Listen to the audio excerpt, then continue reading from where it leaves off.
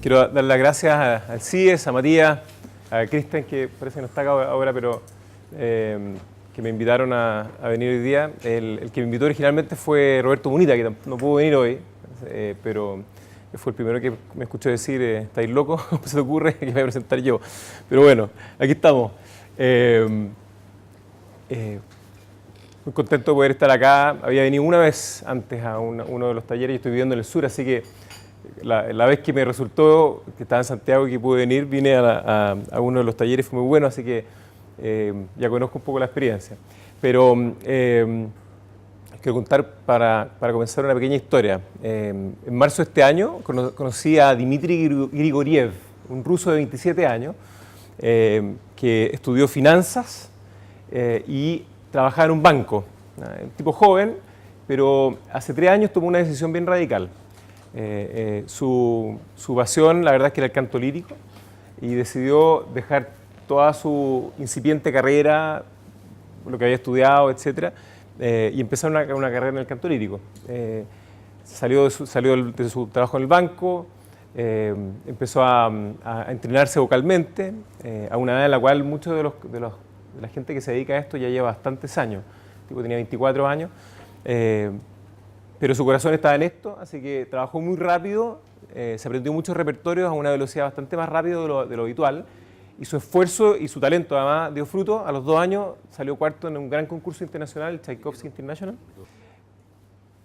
Y entonces, y el tipo, bueno, salió cuarto en este concurso del Tchaikovsky International, y en marzo de este año vino a Chile, invitado por el gran conductor ruso, que es un tipo muy importante, amigo de Putin, Valery Gergiev, y vino invitado por él a cantar con la Orquesta Mariinsky de San Petersburgo, que es una gran orquesta muy famosa, en el Teatro del Lago este año.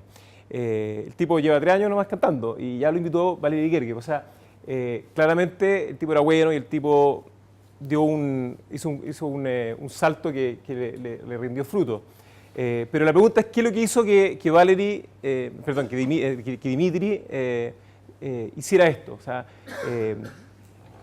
él no tenía claro que haciendo este salto, este cambio tan importante, esta inflexión que hizo en su carrera, iba a lograr el éxito. De hecho, no tenía nada claro que esto iba a resultar, pero finalmente dio resultado.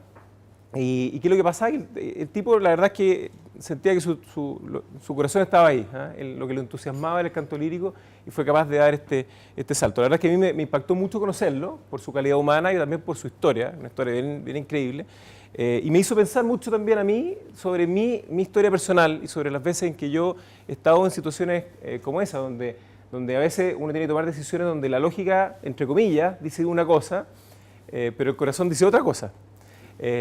Y con esa motivación inicial, quiero invitarlo a hablar de este tema, que es un tema bastante importante, grande, que claramente nos queda bastante grande como hablarlo en un taller nomás, pero que es cómo hacer vida la vocación propia en el trabajo. Yo creo que lo más interesante es hacer la discusión que vamos a tener, porque creo que aquí hay personas que pueden dar un testimonio súper rico, y estoy súper interesado en saber un poco, en discutir con ustedes también estos temas. Y yo lo voy a hablar obviamente en el poco rato que hay, desde mi perspectiva, desde mi visión, desde cómo lo veo hoy, con la experiencia que tengo, la madurez que tengo, con el tiempo que he podido también madurar estas cosas. Y cuando me pensé en la pregunta esto, ¿cómo hacer vida la vocación en el trabajo? Yo creo que hay una primera, o sea, hay como 2 preguntas que se desprenden, grandes preguntas que se desprenden de ahí. La primera es, bueno, primero que nada, ¿cuál es mi vocación? Porque si no sé cuál es mi vocación, es difícil hacer vida a la vocación en el trabajo. Y la segunda es, bueno, ¿cómo efectivamente lo hago? Entonces, yo quiero partir con la primera pregunta, ¿cuál es mi vocación? Y aquí por eso que quise partir con la historia de Dmitry, porque es un ejemplo súper claro de alguien que tenía una vocación y se la jugó por seguir esa vocación, que era distinta probablemente a lo que estaba haciendo, a lo que veía, o lo que él pensó que quería hacer. Y en esto Yo creo que aquí hay muchos de los que estamos acá probablemente sabemos bien los conceptos en Schoenstatt relacionados con el tema de vocación. Hay un concepto que es el ideal personal, probablemente, no sé si hay alguien que no conoce ese concepto. Aquí de los que estamos acá está súper bien no conocerlo porque... absolutamente nuevo en esta genial, clase. ya, genial. Mucho mejor porque nos da una perspectiva más amplia. Pero el padre Kentenich habla del ideal personal, que tiene que ver con esto, con cuál es mi vocación. Y es una herramienta pedagógica súper interesante. Y hay varias definiciones para el ideal personal. Yo quiero proponer una hoy, que no es mía, pero que creo que hace mucho sentido con la discusión de hoy, que es la realización de la identidad personal de uno. O sea, es algo que uno tiene. El ideal personal es básicamente un concepto donde uno dice, hacia allá quiero ir, este soy y hacia allá voy. Ese es como el yo en potencia, es como el yo, hacia dónde tengo que yo trabajar para poder llegar al máximo que puedo ser yo, a lo más parecido que puedo ser yo, por ejemplo, cuáles son las características que tengo yo, que son las características de Dios que tengo yo, digamos, cómo puedo asimilar más a Cristo, cómo puedo asimilar más a María, bueno, a través de seguir mi propia vocación, mi ideal personal. Entonces, esta definición que les decía del ideal personal como la realización de mi propia identidad, lo que nos está diciendo es que es algo que ya está, no es algo inalcanzable, no es algo que yo no puedo alcanzar, es algo que está en mí.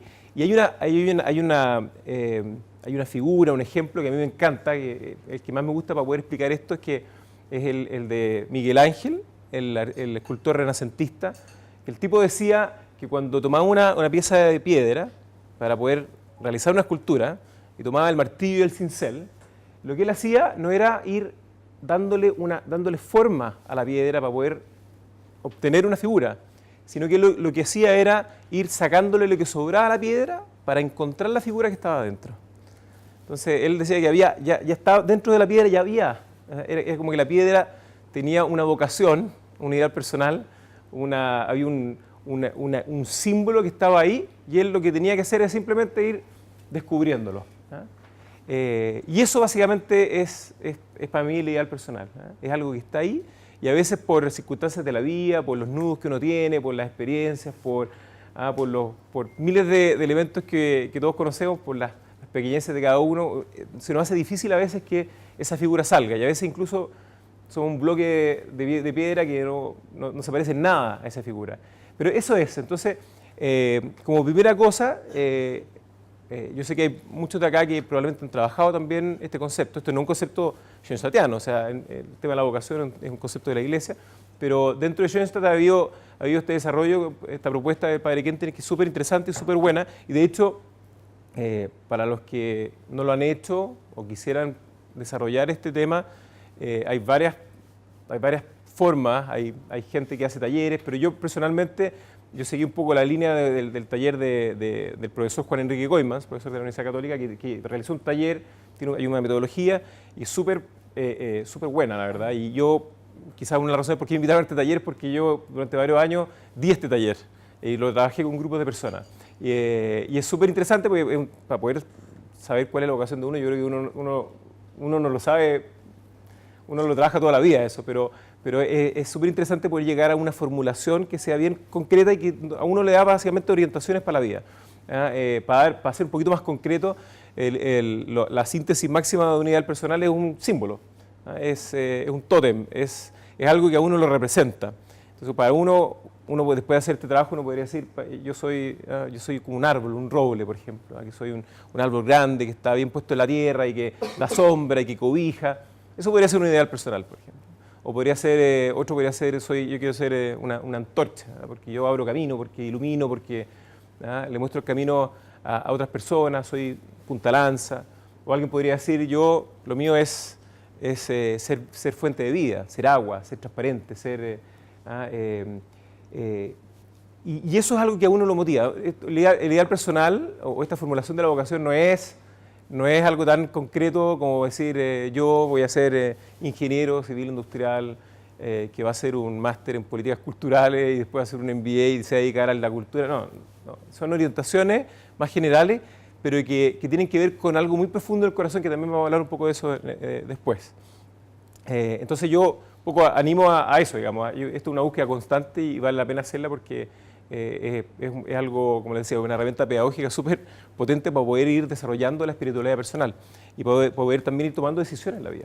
Eso es lo primero. Primero, ¿cuál es mi vocación? Yo creo que no nos vamos a dedicar ahora a tratar de saber cuál es la vocación de cada uno, pero creo que es importante entender eso, que es importante tener una cierta claridad sobre cuál es la vocación de uno.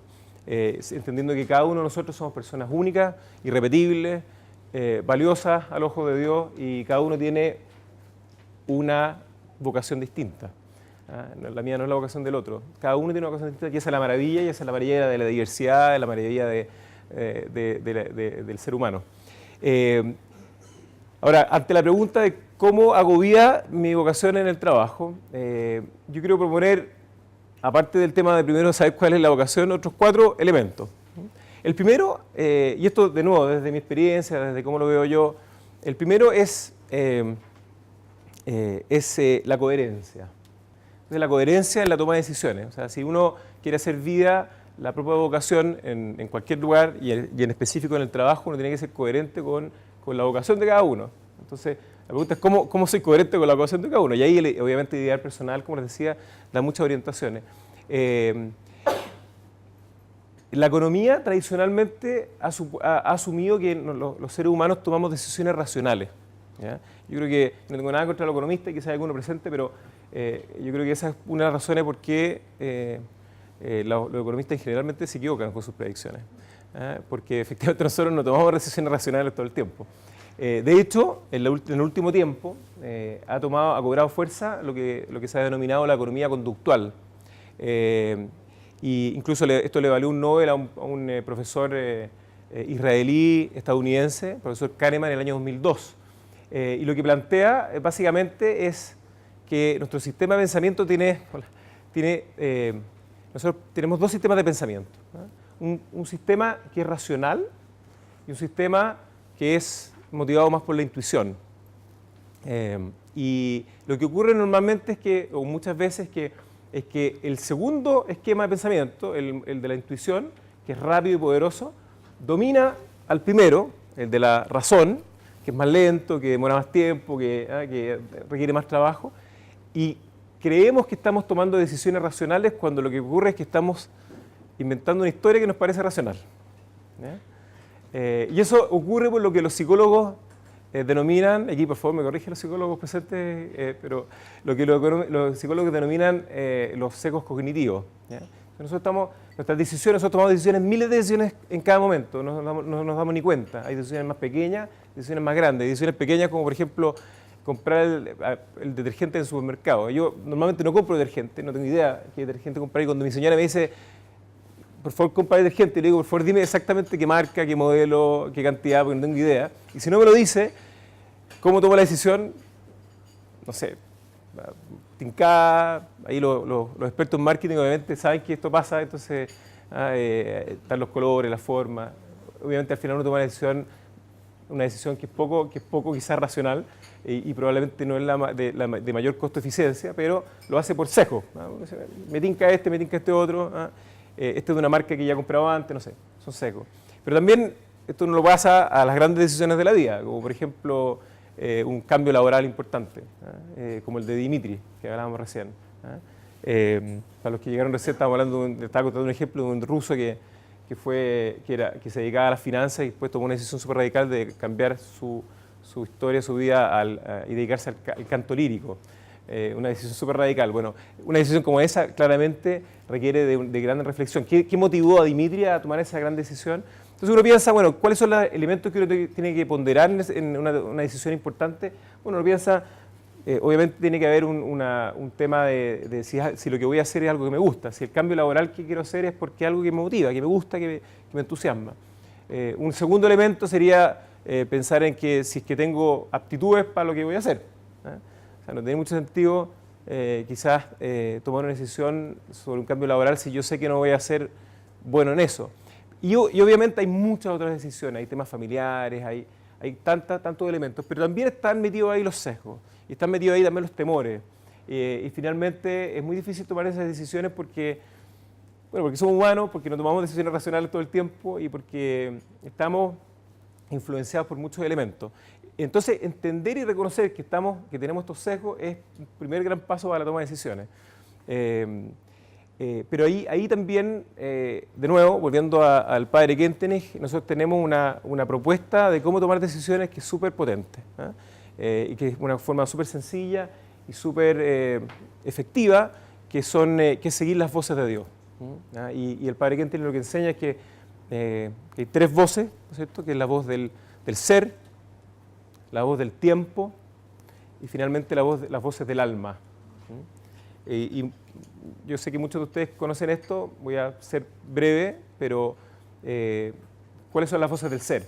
Las voces del ser tienen que ver con quién soy, con qué es lo que me gusta, para qué soy bueno, para qué no soy bueno. O sea, no tiene mucho sentido, por ejemplo,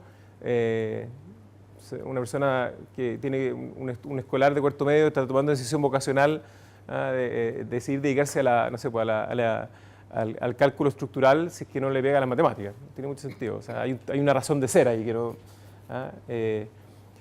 Así que es bien sencillo, es un ejemplo bien burdo, pero para graficar un poco qué es lo que son las voces del ser.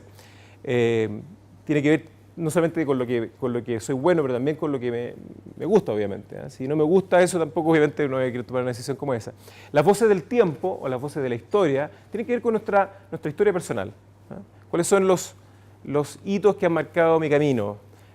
¿Cuál es el lugar donde nací? La cultura en la cual me crecí o me he desenvuelto. Incluso que determina tantas cosas como hasta el lenguaje. Volviendo con un ejemplo bien extremo, pero no tiene mucho sentido que yo me quiera presentar como presidente, como candidato a presidente en Estados Unidos si no nací en Estados Unidos. O sea, hay una condición que tiene que ver con el tiempo, con la historia. Yo no nací en Estados Unidos, por tanto no podría presentarme. Para dar un ejemplo de nuevo, bien extremo. Pero esos son las voces del tiempo. Estos son los dos primeros elementos, y estos dos primeros elementos requieren de una reflexión que puede ser bien intelectual. Y yo recomiendo incluso escribir en un cuaderno y dedicarle tiempo a esto, dependiendo obviamente de qué tanto tiempo tengo para tomar decisiones, pero ir escribiendo y analizando y reflexionando. Y finalmente, para mí al menos en mi estructura, es la última parte que uno tiene que analizar una vez que uno ya hizo este trabajo más intelectual, más que, si se quiere, más analítico. Viene la pregunta sobre cuáles son las voces del alma. Y para mí las voces del alma son básicamente es la decisión que me da a mí dar paz en el corazón, que me va a dejar tranquilo. Es lo que es lo que en el fondo me dice Dios, que para algunos puede ser Dios, para otros puede ser, no sé, la luna, el cosmos, pero hay una voz profunda que finalmente me está diciendo si el camino que yo voy a seguir es o no el correcto, y que va a estar condicionado, va a estar ayudado por la reflexión previa de las voces del ser y del tiempo. Pero la voz del alma es algo muy, muy potente y aquí es re difícil, a veces hay que tener harto valor para poder seguir la voz del alma, porque muchas veces es distinta a lo que a esta decisión, entre comillas, racional, como hablábamos antes. De nuevo, volviendo a Dimitri, ¿qué es lo que hizo a Dimitri tomar esta decisión tan radical de hacer un cambio importante en su carrera, dejar de lado su seguridad laboral, una carrera promisoria, obviamente con mucho más expectativas salariales que llegarse al canto lírico, salvo que uno sea un grande. Bueno, eso, que había una motivación profunda en el corazón, que yo lo relaciono directamente con el entusiasmo. A mí el entusiasmo, yo estuve buscando ahí en el origen griego, viene la palabra entusiasmos, que es, según la definición de la Real Academia Española, es posesión o inspiración divina. Entonces, ¿qué es lo que es justamente eso? ¿Cierto? ¿Cuál es esa inspiración divina, en lo más profundo, que me hace tomar una decisión tan radical como esa, por ejemplo, que tomó Dimitri? Es el entusiasmo. O sea, si yo estoy entusiasmado, entonces la verdad es que estoy por el camino correcto. Si ustedes me preguntan cómo saber si tomé la decisión correcta, por ejemplo, que sería la siguiente etapa en la toma de decisiones, bueno, la verdad es que uno no lo tiene muy claro. En Schoenstatt, ¿no es cierto?, sabemos que está la ley de la puerta abierta y uno va tomando las decisiones en la medida que uno va viendo que se abren las puertas. A veces uno no tiene todas las oportunidades que quiere, pero va tomando las oportunidades que uno va encontrando en el camino. Y al final uno va a poder tener una cierta certeza de que la decisión fue correcta con el tiempo, porque uno mira después para atrás. Si uno mira, por ejemplo, la historia de Dimitri, que han pasado 3 años desde que tomó esta decisión, el tipo es genial, el tipo tiene un talento enorme, el tipo fue capaz de avanzar en su carrera rápido, porque si no se iba a quedar atrás, porque partió a los 24 años. Uno mira para atrás, claro, el tipo parece que el tipo le encanta lo que hace, tomó la decisión correcta, pero en el momento en que tomó la decisión era muy difícil saber si realmente estaba tomando la decisión correcta. Entonces el tiempo es lo que más dice, pero yo tengo hay un test que yo propongo también que tiene que ver con esto, que uno le permite saber si uno está en la decisión correcta cuando la está tomando. Y el test que yo llamo el del brillo de los ojos. O sea, cuando mi mamá me dice, oye, te brilla el ojo, estás entusiasmado porque estoy haciendo lo que me gusta, estoy por el camino correcto, estoy haciendo no solamente lo que me gusta porque me entretiene, sino que esto es mucho más profundo, ¿cierto? Estamos hablando estoy haciendo algo que va en la línea de esa inspiración divina. Entonces, va en línea, va en coherencia total con lo más propio de mí. Es ir descubriendo esta figura debajo de la piedra, ¿no es cierto?, de Miguel Ángel. Entonces, para mí eso. Yo creo que también otra forma importante también de ir constatando esto también es, hay un aspecto, yo he hablado mucho como de la reflexión personal, pero también están los otros. Y es importante tener mentores, poder conversar con amigos, con familiares, gente que uno le puede dar un buen consejo. Entonces uno va como armando una mejor película de lo que es uno y a dónde uno tiene que ir, ¿no es cierto? Con la reflexión personal, con la meditación, con la oración y también con el aporte de otras personas que a uno lo pueden ayudar. Eso es la primera parte que yo ya hablaba de la coherencia, ¿no es cierto? Para mí es importante ser coherente con las decisiones que uno toma. Y eso tiene implicaciones súper fuertes, porque cuando uno es coherente, porque está haciendo las decisiones que a uno lo entusiasman, entonces ahí viene algo que es súper relevante hoy en día, que es la creatividad. Yo soy creativo a la medida que estoy entusiasmado. Y la creatividad es clave hoy en día. Antiguamente, el gerente general de una empresa o el líder de una empresa es la persona que más sabía de todo, ¿cierto? Entonces podía pillar a cualquiera de sus gerentes, se sabía todo, de cómo funcionaba una fábrica, cómo funcionaba un negocio. Hoy en día eso es imposible y tampoco es necesario. Es imposible porque estamos en el paradigma nuevo del conocimiento, donde además se ha explotado la cantidad de conocimiento, es impracticable poder saber de todo, pero tampoco es necesario. Al revés, un consejo que escuché alguna vez de alguien que sabía mucho de estos temas, me decía, tú tienes que siempre contratar gente que sepa más que tú, o que sea más capaz que tú, porque así tu trabajo va a brillar. Y es es muchas veces contrario a lo que uno hace. Uno trata de tener gente que uno puede dominar, que uno quizás es menos, para poder tener para poder ejercer un liderazgo quizás más fácil. Pero el líder, la capacidad principal, creo yo, son capacidades blandas, ¿no es cierto? Son habilidades blandas que son... La otra vez la charla que vine, o el taller que vine fue de la ¿cómo se llama? De la Nueva Barca. Y ella hablaba de esto, decía que había un estudio, me acuerdo si en Chile o fuera, de los MBA, y decía que lo que más me quedó marcado, decía que lo que más necesitaban los alumnos de MBA eran habilidades blandas y era lo que menos se daba. Creo que en la Católica se dan como 2 ramos nomás de habilidades blandas, y la verdad es que era como lo más necesario según los ejecutivos que contrataban gente que hacía el MBA. Entonces, eso es lo que más se necesita. Yo estoy convencido de eso porque lo vivo también en el día a día. Y la creatividad es clave porque uno tiene que ser capaz de ir buscando soluciones, de ir dando respuestas, de ir buscando nuevos paradigmas, de ir generando vida en otras personas, de ir entusiasmando, y para eso hay que ser creativo. A mí me carga esta categorización que se hace muchas veces de los creativos y los no creativos. La verdad es que todos los niños, todos nacemos creativos. Es cosa de ver a los niños. Yo tengo 3 niños y los niños son hiper creativos. Y algo pasa que algunos de nosotros vamos perdiendo esa capacidad creativa con el tiempo. Y hay otros que quizás quedan un poquito más, o por lo menos son considerados más creativos, los artistas, los diseñadores, los publicistas, la gente que tiene que estar como creando permanentemente campañas, por ejemplo. Pero yo no estoy muy de acuerdo con eso. Yo creo que todos somos creativos en potencia, tenemos que ir descubriendo o redescubriendo esa capacidad de ser creativo. Y yo, no sé, una de las personas más creativas que he conocido en mi vida era un compañero mío en el MBA, que era un tipo que se dedicaba a las finanzas. El tipo hacía unas maravillas con finanzas, ¿no? Era hiper creativo. Entonces yo creo que hay que sacarse un poco esos esquemas. Yo creo que todos tenemos esa capacidad.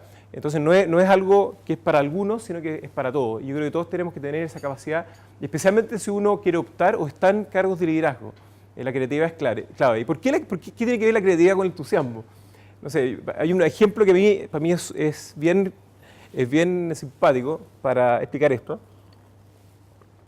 Y es que yo creo que no hay nada más creativo que una pareja de novios que están empezando una relación. Pueden estar en una sala como esta, donde no hay mucho que hacer, y lo van a hacer bien igual, porque son creativos las conversas, arman panoramas, hacen regalos ingeniosos, son hiper creativos. ¿Por qué? Porque están enamorados, porque están hiper entusiasmados el uno con el otro, están en un nivel de intimidad súper profundo y son capaces de ser súper creativos. Y de nuevo, pueden ser personas que no tienen nada que ver con el mundo de las industrias creativas, pero ser hiper creativos. Yo creo que lo mismo pasa acá. Uno no puede equivocarse en las decisiones laborales que uno toma si uno toma las decisiones basadas en el entusiasmo, entendiendo el entusiasmo como lo que hablábamos recién, ¿no es cierto? Esta inspiración y posesión divina, como esas voces del alma. ¿Por qué? Porque si yo estoy entusiasmado, voy a poder marcar la diferencia entre ser alguien que hace las cosas muy bien a alguien que hace las cosas excepcionalmente bien. O sea, si uno se pone a pensar, y esto es un ejercicio que se hace muchas veces, si levantaran la mano y dijéramos quién nos parece que es un líder que vale la pena seguir, probablemente se repetirían varios nombres. Yo creo que lo que hace que esas personas sean líderes que uno quiere seguir es que justamente están hiper entusiasmados con lo que hacen, son coherentes, han sido coherentes con su vocación y por tanto hacen las cosas de manera con gran entusiasmo y por tanto son muy creativos en lo que hacen. Y ese yo creo que es el gran desafío de hoy en día. Ese es el segundo punto. O sea, el primero era saber cuál es la vocación de uno, el segundo es ser coherente con las decisiones que uno toma. Para mí un tercer punto importante a la hora de reflexionar sobre cómo hacer vida la vocación en el trabajo es la perseverancia. Aquí yo para prepararme para la charla vi un pedazo de la charla de Gonzalo Undurraga, que fue el que dio la gerente general de la TAM Chile, que estuvo la vez pasada aquí. No vine, pero lo vi en el video. Y él hablaba, me interpeló mucho cuando él hablaba de la perseverancia. Y la verdad es que en mi caso personal creo que también es así. Probablemente hace algunos años no lo hubiera puesto como algo tan relevante, pero hoy sí. ¿Y por qué? Porque yo ahí les cuento un poco una historia personal, pero yo siempre tuve el anhelo de estar a cargo de un equipo de gente, de ser un líder, de poder ir liderando a personas en un ambiente laboral. Y mi primera experiencia laboral como jefe no fue tan buena, me costó bastante, la verdad. Yo creo que estaba súper orientado más en las tareas, más que en las personas, y de hecho el trabajo se hacía bien, pero eso tenía un costo muy grande. Y a mí personalmente me dejaba una angustia muy grande no poder ser un líder que creara vida en lo otro. Y me costó mucho, la verdad. Y después tuve otras experiencias laborales y siempre, muchas veces llegué a plantearme muy en serio pensar si yo realmente, si mi vocación o si yo era capaz realmente de poder liderar equipos de la forma en que yo creía que había que hacerlo. Porque uno de repente el pasto del vecino es más verde, uno veía a otras personas y me decía, como ese líder quiero ser yo, pero estoy muy lejos de ser como ese líder. Entonces yo replantearme la pregunta de mi vocación personal. Yo decía, quizás lo mío no es eso, pero por otro lado tenía esta tensión permanente de ¿por qué quiero tanto eso si no es lo mío? Y yo creo que la vocación tiene eso, el ideal personal tiene eso, esa tensión permanente entre lo que yo aspiro a ser, que muchas veces uno lo ve en otras personas, uno dice, este otro tipo es increíble, me encantaría ser como ese otro tipo. ¿Por qué me encantaría ser como ese otro tipo? Porque tiene ciertas virtudes, ciertas capacidades que yo admiro. ¿Y por qué las admiro? Porque de alguna manera me interpelan, me entusiasman también. Entonces, pero por otro lado, mira, el diablo mete la cola donde más duele. Alguien lo escuché por ahí decir que los pecados que más duelen son los pecados contra el ideal personal. ¿Por qué? Porque uno tiene un anhelo muy profundo, pero a la vez a uno le cuesta mucho llegar a eso. Entonces, cómo yo lograr descubrir esta figura que decía Miguel Ángel es muy, muy difícil y requiere perseverancia. Y yo eso, en mi experiencia, lo vivo en carne propia. Hoy en día estoy lejos de ser un gran líder, pero pero me he descubierto en un rol que yo nunca pensé que iba a poder tener. O sea, realmente estoy a cargo de mucha gente y me sorprendo y me encanta realmente decir, oye, que increíble cómo resolví una situación con el equipo, por ejemplo, que yo hace, no sé, 10 años jamás la habría podido resolver y que alguna vez pensé que no iba a ser capaz nunca de hacerlo. Y yo atribuyo a que pude hacer ese camino, que todavía estoy lejos, muy lejos de poder ser el líder que quiero ser, pero por lo menos me estoy acercando y he visto cómo he ido avanzando en eso. ¿Por qué? Porque creo yo que he sido perseverante y a la vez he sido coherente en muchas de las decisiones que he ido tomando con respecto a mi vocación, y eso ha sido básicamente el camino seguro. O sea, si yo quiero apuntar a este ideal personal, me va a costar y tengo que saber que es un camino doloroso, difícil, y que tiene esta tensión entre lo que yo aspiro ser, que a veces es lo que más me cuesta. Es una cosa bien difícil, porque uno dice, bueno, pero ¿seré yo efectivamente esa figura que está dentro de la piedra? Que Miguel Ángel descubre ¿no es cierto? con el martillo y el cincel, o esa es una especie como de visión irrealizable de lo que yo puedo hacer. No, es el yo en potencia, pero es donde me cuesta. ¿Por qué? Porque es lo que más anhelo y lo que a veces lo que siento que es lo que menos tengo, y es ahí donde tengo que trabajar más. Ese para mí es el tercer punto, ¿no es cierto? El tema de ser perseverante. Y el cuarto punto, yo les dije, habían 5 puntos que quería explicar hoy día. El cuarto punto, y esto lo cambié viniendo para acá, caminando para acá, porque de repente uno tiene esos chispazos. Yo iba a decir otra cosa, pero es el ser como niño, es la fidelidad ante Dios. Uno, todo lo que tiene es dado, es un regalo. Y en el momento que uno piense que uno se lo merece, o que uno hace las cosas, o que uno tiene ciertos logros por puro mérito propio, estamos mal.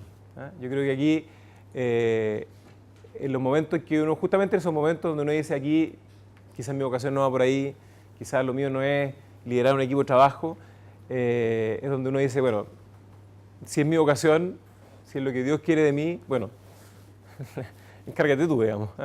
Yo no puedo, hasta aquí llegué, estas son mis limitaciones, y para mí los momentos más bonitos, quizás en mi espiritualidad, han sido los momentos en que me he reconocido que hasta aquí nomás llego, que me quise creer superhombre, pero la verdad es que está totalmente equivocado, y reconocer, o sea, cuando uno pisa a fondo, es una experiencia muy dolorosa, pero una experiencia transformadora. O sea, y nosotros además vivimos en un país donde el fracaso se ve mal. Yo creo que en eso tenemos que, es algo que debemos trabajar. Nuestra cultura nos ayuda mucho en eso. En Estados Unidos, si una persona fracasa, por ejemplo, en un negocio, puede tener incluso más oportunidades de hacer un negocio. Hay grandes grupos de inversionistas que solo financian emprendimientos de gente que haya emprendido antes, exitosa o no exitosamente. ¿Por qué? Porque cuando uno se enfrenta a una situación de fracaso y uno es capaz de resolverla, es muy difícil que uno se equivoque de nuevo de la misma manera. Entonces es mucho más segura la inversión. En Chile nos pasa al revés.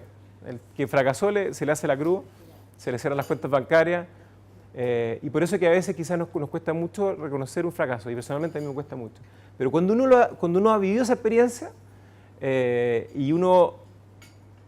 cuando uno ya está en el límite y no sé, está con unas deudas tremendas, y la señora está enojada, y hay un problema con los niños, y más encima estoy con el trabajo, y uno dice, ya, esta cuestión me superó. Cuando uno se reconoce hijo ante Dios, y dice, bueno, hasta aquí llegué, el resto te lo dejo a ti, entonces es una experiencia fantástica, porque es una experiencia religiosa, espiritual, muy, muy profunda, donde uno se vuelve a poner en el lugar que uno tiene en el mundo, ¿no es cierto? Eso es el cuarto punto, así que eso no lo voy a decir hasta que venía caminando hacia acá, pero creo que es importante, al menos en mi experiencia ha sido así. Y lo último es algo que es muy difícil, y es que es la sana vinculación que uno tiene con el mundo, con las personas. Lo más difícil a veces es poder encontrar un equilibrio entre el trabajo y los otros aspectos relevantes de la vida. Uno está la tentación muchas veces de pensar que yo necesito trabajar mucho más horas o dedicarle mucho más esfuerzo a costa de la familia, a costa de la comunidad, a costa del trabajo personal, de la vida interior, porque claro, uno piensa que más horas, más tiempo, más trabajo va a tener una directa relación con un mayor desempeño en el trabajo. Obviamente hay etapas en la vida en que uno se enfoca más o tiene que enfocarse más, o a veces uno tiene un jefe que lo hace trabajar hasta la noche. Obviamente hay circunstancias, pero lo que uno tiene que, circunstancias diversas, pero uno tiene que ir buscando, creo yo, y lo digo en mi experiencia personal también, es un sano equilibrio. ¿Por qué? Porque al final eso va a incidir directamente en mi desempeño laboral. Si yo estoy mal en la casa, no voy a tener la capacidad de estar bien en el trabajo. Si yo no tengo una vida interior, es muy difícil también que pueda hacer todos estos procesos que estamos hablando hoy en día, en este taller. Si yo no tengo una sana relación con la comunidad, van a pasar cosas como las que vemos hoy en día, donde tenemos una dicotomía entre ciertos grupos sociales, como decía Ángel también, entre los negocios y el arte. O sea, se va creando unas divisiones, unas fisuras muy grandes en la sociedad. Uno tiene una responsabilidad con la comunidad. Muchas veces hablamos de trabajo y familia. Yo creo que es un poquito hasta peligroso decir trabajo y familia solamente. Es trabajo, es familia, es el desarrollo personal, es la comunidad también.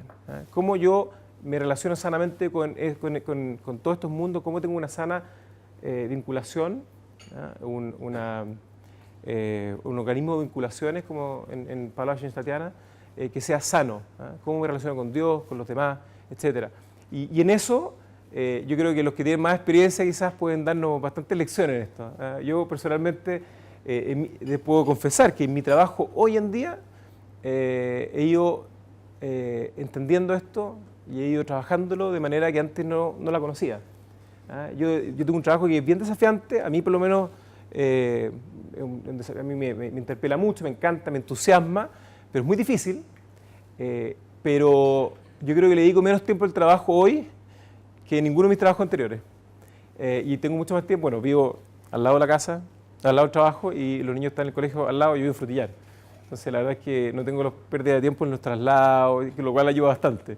Pero aún así yo les puedo decir que yo creo que yo he logrado un equilibrio mucho más sano personal, donde tengo más tiempo para la familia, donde tengo más tiempo bueno, uno además con la naturaleza uno se inspira y uno tiene también más posibilidades, y con el arte. O sea, yo estoy expuesto a muchas artes, y eso también obviamente ayuda al espíritu y a una sana, un sano desarrollo interior. Y con la comunidad también, o sea, es re importante poder siempre tener una patita también en el trabajo con la comunidad. Yo creo que es un tema de justicia, es un tema necesario. Y cómo buscar ese equilibrio, bueno, cada uno lo sabe, lo tiene que saber hacer, pero no es parte de la charla de hoy día. Pero yo creo que para poder realmente hacer vida la vocación en el trabajo, hay que tener una sana vinculación con todos los ámbitos de la vida. Todo eso repercute en lo que yo hago. Eso es lo que quería compartir hoy día. Tenemos un par de preguntas. A ver, leámoslas.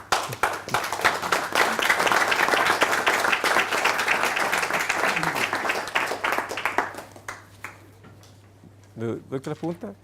Hay un par de preguntas que la idea es poder trabajarlas primero cada uno de manera personal. No sé cuánto rato tenemos para eso, pero... Exactamente para eso, 10 minutos para lo personal. Y falta alguien que no tenga el cuestionario. Yo las preguntas que les quiero plantear para que puedan desarrollarlas, o podamos desarrollarlas juntos acá, y después poder trabajarlas en grupo en las mesas. La primera es, yo quise pensar en algo bien concreto. La primera es identificar, la ven todo, ¿no? ¿La tienen todas las hojitas en su carpeta? La número 1 dice identificar una situación laboral compleja en la que tomaste una decisión coherente con tu vocación. ¿Ya? ¿Qué te hizo tomar esa decisión? Cuando digo coherente con tu vocación, algo que quizás te dejó con esa paz interior de saber qué era la decisión que había que tomar. ¿Qué te hizo tomar esa decisión? ¿Cuáles fueron los elementos? ¿Cuáles fueron, qué pesó en eso? Y la segunda es, ¿qué acción concreta puedes tomar para hacer día tu vocación en el trabajo en el corto plazo? Quizás de aquí hasta el 8 de diciembre. Pero ¿qué acción concreta uno puede hacer? Puede ser algo pequeño, puede ser algo grande. O sea, no tiene por qué ser un cambio laboral así relevante. No, puede ser algo muy, muy pequeñito, pero esas son las motivaciones que quería hacerles para que trabajemos. Démonos